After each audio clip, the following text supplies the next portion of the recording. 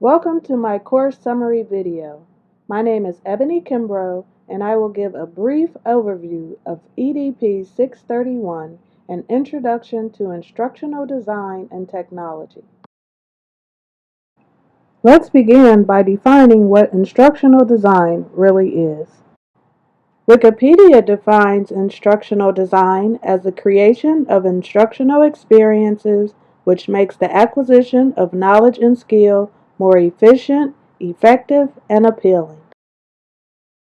From the cave drawings of 30,000 BC to the iPads and smartboards of the 21st century, humans have been finding new ways of teaching.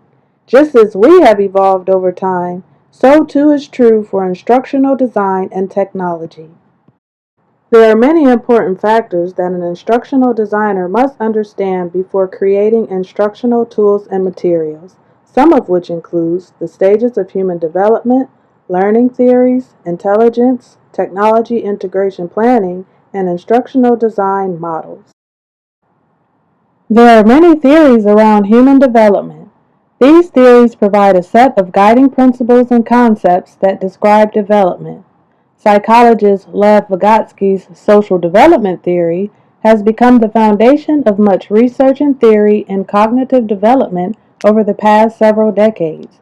He believed that social learning tends to precede development. Under this theory, he introduced the zone of proximal development. This is defined as the distance between the actual developmental level as determined by independent problem solving and the level of potential development as determined through problem solving under adult guidance or in collaboration with more capable peers. Understanding how people learn is critical for instructional designers. There are many theories around how people learn, including behaviorism, cognitivism, and constructivism. Albert Bandura proposed the social cognitive theory of learning. Like Vygotsky, he also believed that human learning occurs in a social environment. According to Bandura, by observing others, people acquire knowledge of rules, skills, strategies, beliefs, and attitudes. This concept is known as modeling. In modeling, learning occurs in a four-step process, which includes attention, retention, motor reproduction, and motivation. Now that I have covered a little about human development and learning theories, I will now discuss intelligence theory. Usually when someone is referred to as being intelligent, it is often associated with him or her having book smarts. So what is intelligence really? While there are many theories that attempt to answer this question, there is no one true answer. Some define intelligence as being able to do one thing extremely well, while others define it as being able to do multiple things extremely well. Two well-known intelligence theories include Robert Sternberg's triarchic theory of intelligence and Howard Gardner's multiple intelligences theory. Intelligence theories have helped classroom teachers teach to the full range of intellectual abilities they will encounter in the classroom. It is essential for them to be aware of the unique needs of children who have been identified as gifted and those diagnosed with learning disabilities and autism spectrum disorder. Now that we know a little more about human development, learning, and intelligence theories, let's discuss how they relate to technology integration planning. Before integrating technology into the classroom, instructional designers must be aware of the technological pedagogical content knowledge, or TPAC, of the teacher. TPAC is the framework to understand and describe the kinds of knowledge needed by a teacher for effective pedagogical practice in a technology-enhanced learning environment.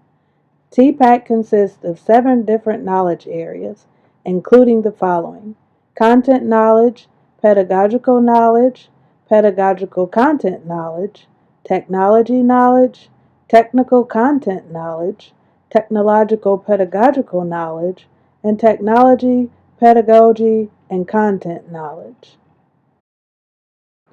The Technological Integration Planning, or TIP model, is useful for helping teachers assess their understanding of TPAC and the learning styles and levels of the students. Learning theory-based integration models are commonly used in classroom instruction, and they include directed, integrated, and constructivist. There are many components that should be considered when integrating technology into the classroom, including subject, material design and decision, student profile, pedagogical principles, policies and administration, finance, technology support, and evaluation. Together, TIP and TPAC are the theory and practice tools that make technology integration purposeful, effective, and meaningful for both teachers and students. Now that I have covered technology integration planning, let us now take a look at instructional systems design.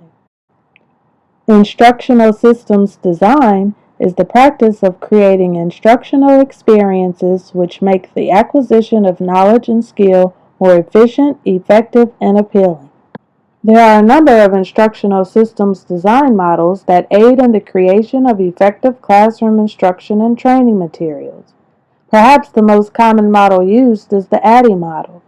This acronym stands for the 5 phases contained in the model, which includes analysis, design, development, implementation, and evaluation. These processes represent a dynamic and flexible guideline for building effective training and performance support tools. Most of the current instructional design models are variations of the ADDIE model, including the KIT model and the Instructional Design for Online Learning model. Other well-known instructional systems design models include Bloom's Taxonomy of Learning, the Dick and Carey model, and Dell's Cone of Experience. Thank you for viewing my video. I have highlighted only a small fragment of what we have covered in the course. There are many more important topics that instructional designers should know and understand. I hope this video betters your understanding and encourages you to explore more instructional design and technology topics.